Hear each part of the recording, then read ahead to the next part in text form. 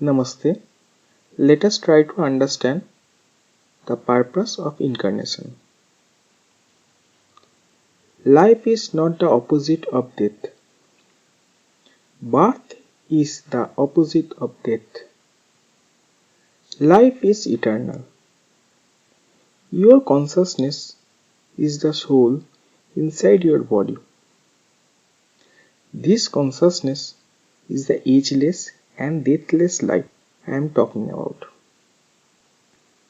This consciousness sees the younger you, your strong body, your thinking pattern in your younger age. It also sees your weak and fragile body in old age. Then your thinking has matured far more based on past experiences.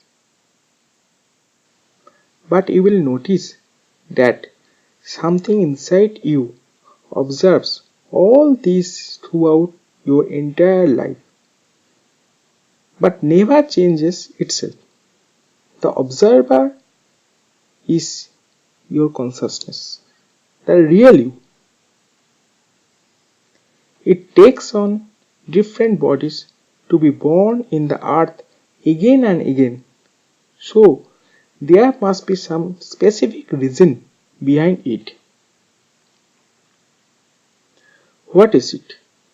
Why do we incarnate life after life? The general idea is to serve our good and bad karma in the previous lives. Now let's investigate about the real purpose. Suppose you were born in a particular family which was very rich and powerful. Unfortunately, you became a very arrogant and troublesome person who had harmed many people. In your deathbed, you realized your sins and felt guilty. You then had a wish to atone for them. Now you have incarnated to this life. You have started your life in great poverty. All the people whom you tortured in the previous life have started doing the similar harmful activities toward you. You become frustrated and immensely depressed about your luck. Now, if you think that this is the way it happens, then tell me, isn't it becoming a very personal cause for taking so much trouble of birth and rebirth? Do we really take birth only to serve our personal karma phala or fruit of karma? I don't think so. We actually take birth life after life to get evolved, to become more aligned with God. What does it mean? God has created this universe, lives, nature, everything for a specific purpose that is beyond our imagination. So let's not try to imagine different concepts about His idea behind creating this galaxy. Rather, we can ponder over our individual purpose of taking birth to this new life. There must be some reason so that God has allowed us this beautiful life. We must be contributing something to that great purpose of God.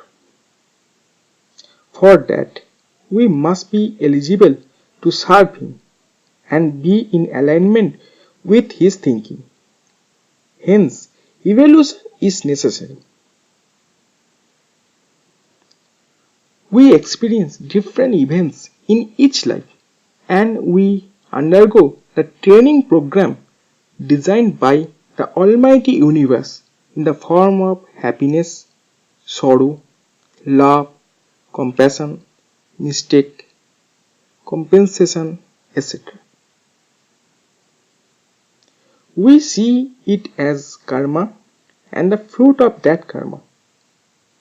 Whatever you think, the purpose behind your birth is always served. You are always evolving. As you are being aligned with Him more and more, you get the chance to serve His greater purpose, although you do not know that yourself. We say that moksha is our ultimate goal. This is absolutely true, but freedom cannot be your purpose for your living. If it is so, it becomes your personal desire, a selfish desire.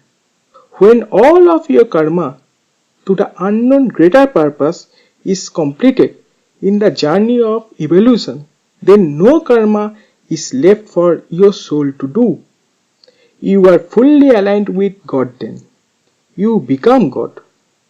You get moksha, that means you get freedom from the cycle of birth and rebirth.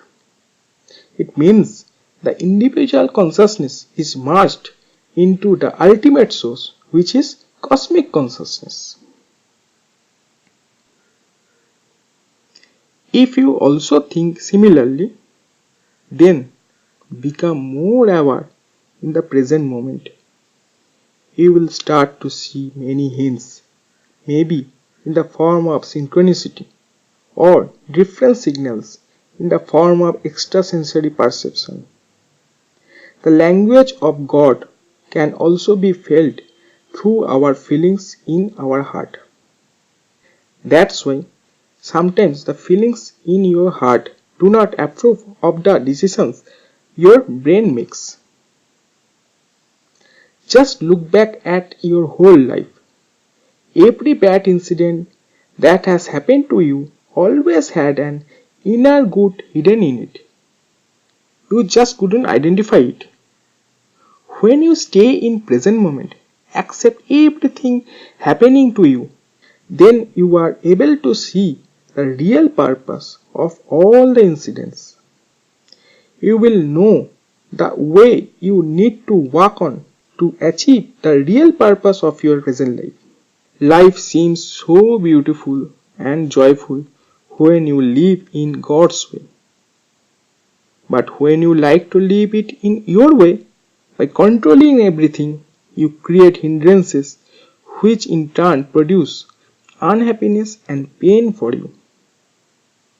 Remember, you are not in control of your life, and in fact, you never were. Thank you.